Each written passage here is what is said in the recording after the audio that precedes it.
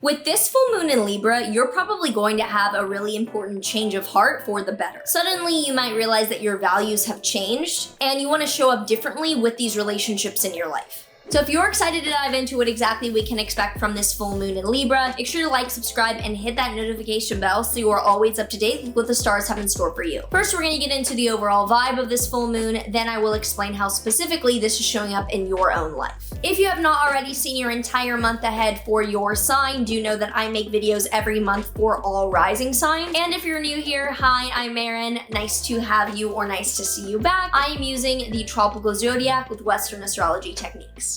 This full moon in Libra is on April 5th, 2023 at 9:35 p.m. Pacific time, which means that technically it will be a little bit after midnight on April 6th if you're on the East Coast or out in Europe or Asia. So April 5th, 6th, depending on your time zone. And full moons always have the sun opposite the moon. So the sun is in Aries for this, opposite the moon in Libra. And having the sun opposite the moon shows the peak drama of what a full moon represents, given that the moon is reflecting the sun's light to the utmost degree during a full moon. So we can think of it as peak drama, the high point of a cycle. And the sun will be at 16 degrees of Aries, which is the second decan or the middle third of Aries. And it's actually associated with the Three of Wands tarot card, which is a pretty fun card. It's known as the Lord of Virtue, and it generally shows that you're doing something that's recognized by others for being virtuous. You're acting with integrity, you're acting with morals, you're acting as if you're a good influence or that you are a good influence,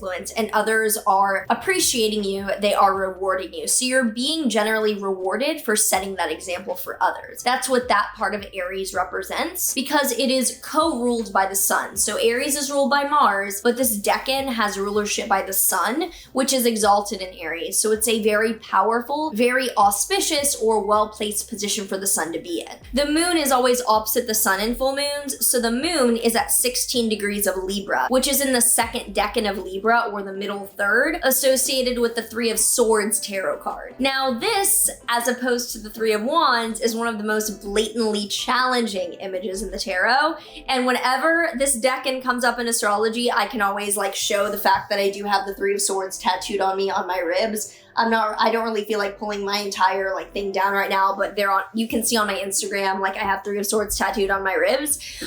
This is known as the Lord of Sorrow. It is a decan ruled by Saturn, but Saturn is exalted in Libra. So Libra is ruled by Venus, but this decan has rulership by Saturn as well. And this is actually a fairly strong meaning because Saturn is exalted in Libra. It can be very judicious in upholding boundaries and in being very, strict with morals, but that's why this card tends to be blatantly pretty clear-cut challenging. It is showing the violation of trust or some agreement that is now being disrupted.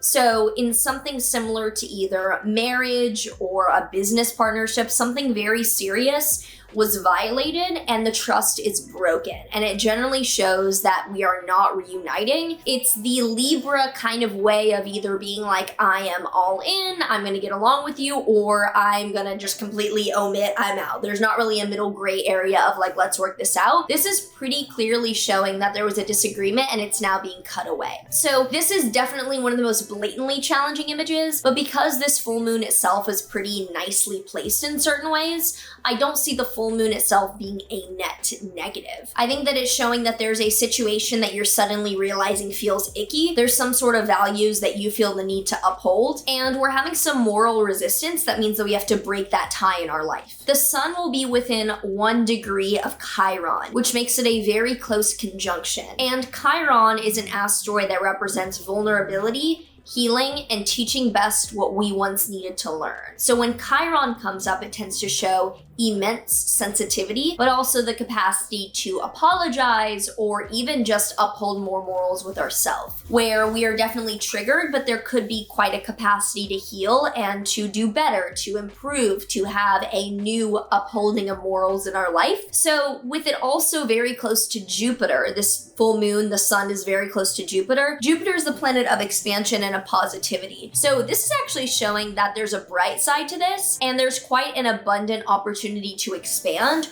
quite an abundant opportunity to learn. So it's not a net negative and it's not a full moon I'm concerned about. There's also a lot going on in Taurus. So one of the most important things is that Mercury will be conjunct the North Node. Mercury represents communication and what we're speaking about. And in Taurus, it is very firm, it's very clear, and it is very precise. We're not being dramatic, we are not beating around the bush, and the North Node amplifies and adds importance. So with Mercury on the North Node, it is expanding or adding importance to what we need to say. It's not making it dramatic, it is not making it over the top, but it is leading it to be very firm and very specific. And with Mercury sextiling Saturn in Pisces, there's an opportunity to uphold boundaries and be very mature with what we're communicating on. Venus is also conjunct Uranus in Taurus. And with Venus being our values, what we love, what we have relationships with, Uranus is a planet of disruption and shock.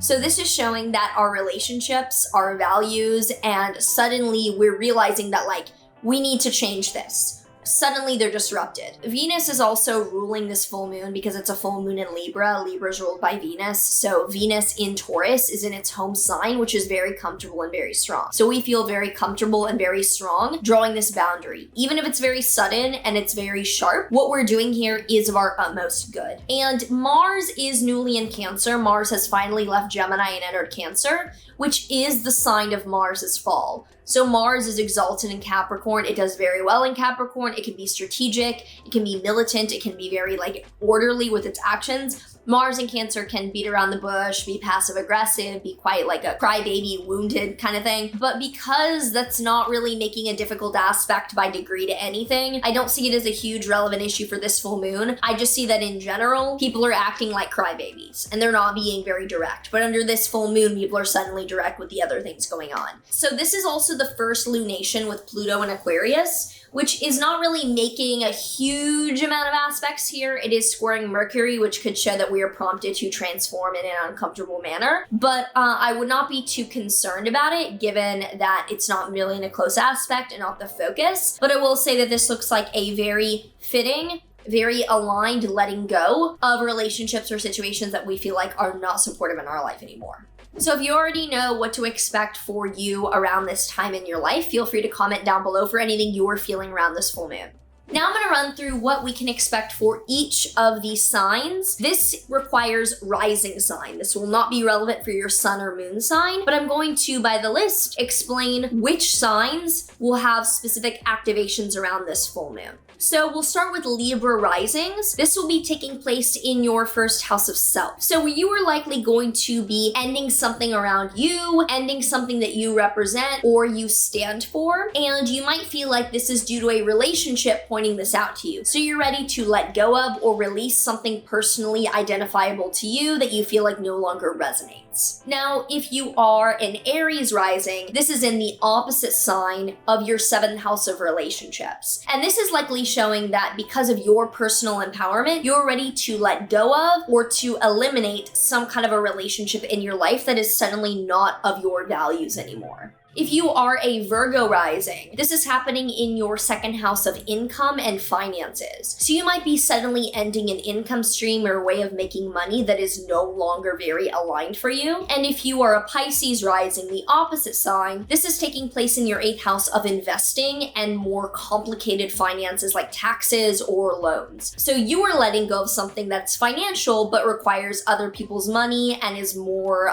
complicated than just income. It's not income, it's more about investments or loans. If you are a Leo rising, this will be happening in your 3rd house of day-to-day travel, routine, and content. So you could be ending a project that you're writing about, or you could be letting go of something that you're spending your day-to-day routine doing, something pretty benign, but that you're seeing recurringly in your life, you're letting go of. So either finishing a project or your routine. And if you're an Aquarius rising, this will be in your 9th house of higher education or foreign travel. You might be finishing a degree, a plan of study. You could also be having a change of heart around your philosophy or religious beliefs, or ending a chapter of studying or traveling abroad. If you're a Cancer rising, this will be happening in your 4th house of family and home. So you could be ending a living situation brought on by your career likely. And if you're the opposite sign, a Capricorn rising like me, this will be a full moon in your 10th house of career. So it's an ending, a chapter that's finishing, or a release around something in your career. So you could be either leaving your job or or you could be finishing a project and you're ready to put out into the world. If you are a Gemini rising, this will be in your 5th house of dating, creativity, and kids. So you might feel the need to end a romantic relationship that is not yet serious. You could be finishing up a creative project or finishing something with your kids. And if you are in the opposite rising sign, if you're a Sagittarius rising, this will be in your 11th house of networking, friends, or groups. You could be finishing up a loyalty or like an affiliation, or you might be letting go of like a social group that doesn't resonate with you anymore. And if you're a Taurus rising, this will be in your 6th house of physical health, coworkers, or pets. So you could either be finishing the kinds of people you work around. That sounded so weird. You could be ending time working around certain people. You could also be finishing up a specific health treatment or way of working out, dealing with your health, or you could be realizing something around your pets and that's finishing up. And if you're in the opposite rising sign and you're a Scorpio rising, this is happening in your 12th house of mental health, isolation, and addictions. So you could be letting go of a spiritual practice or having a breakthrough around letting go of an addiction or an affliction. I just bought I Ching cards and I have not even used them yet. And I feel like I have a natal moon in Libra. This is a fitting time. It's actually just literally the first video that I'm filming after getting these. There's more plastic. Okay, this is always the bane of my existence. How the fuck do you open the little... Okay, this shouldn't be too bad. They're so pretty. Okay, let's randomly pull one and see what we get.